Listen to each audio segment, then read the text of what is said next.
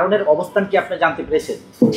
হারুনের অবস্থান, হারুন কিন্তু আমাকে ওই সাক্ষাৎকারে সে বলেনি। আপনারা নিশ্চয়ই সাক্ষাৎকারে দেখেছেন যে সে তার অবস্থান বলতে রাজি হয়নি।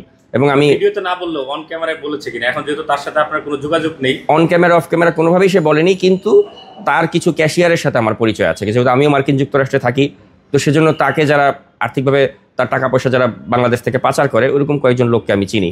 তাদের মাধ্যমে জানতে পেরেছি যে সে বর্তমানে মার্কিন যুক্তরাষ্ট্রের লং আইল্যান্ড এলাকাতে আছে এবং থাকবেই না কেন, কারণ আপনারা নিশ্চয়ই দেখেছেন যে আমার ওই সাক্ষাৎকারের পরে আমি হারুনকে নিয়ে আরেকটা প্রতিবেদন করেছিলাম, যেখানে হারুনের যে মার্কিন যুক্তরাষ্ট্রের গ্রিন কার্ড আছে ওটা কিন্তু আমি প্রমাণ করে দিয়েছি।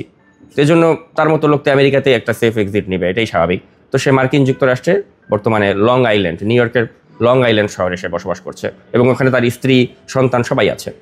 ভাই 5 আগস্টের পরে আপনার কন্টেন্টের ধারণ চেঞ্জ হয়ে যায় এবং আপনার কন্টেন্টের কমেন্ট থেকে আমি যদি একটু ভাই সেটা একটু আমরা জানি হারুনের অবস্থান 5 তারিখের পরেই কি সে দেশ ত্যাগ করেছে নাকি মানে দীর্ঘ একটা সময় পরে দেশ ত্যাগ করেছে, এটা কি জানতে পেরেছেন? অ্যাকচুয়ালি আমি যেদিন তার ইন্টারভিউটা নেই সম্ভবত তার 1 সপ্তাহ আগে সে সেফ এক্সিটটা পেয়েছে, এরপরেই সে আমাকে সাক্ষাৎকারটা দিতে রাজি হয়। মানে এর আগ পর্যন্ত তার কিন্তু কোনো খোঁজ পাওয়া যাচ্ছিল না।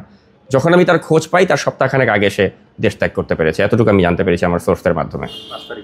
তাহলে মানে দীর্ঘ সময় সে কোথায় ছিল বা সেই এটা আমরা তো জানি যে ওই যে বলা হয় না যে ক্যান্টনমেন্টে 626 জনের মতো লোকজন ছিল, অবশ্যই হারুনও তাদের মাঝে একজন ছিল।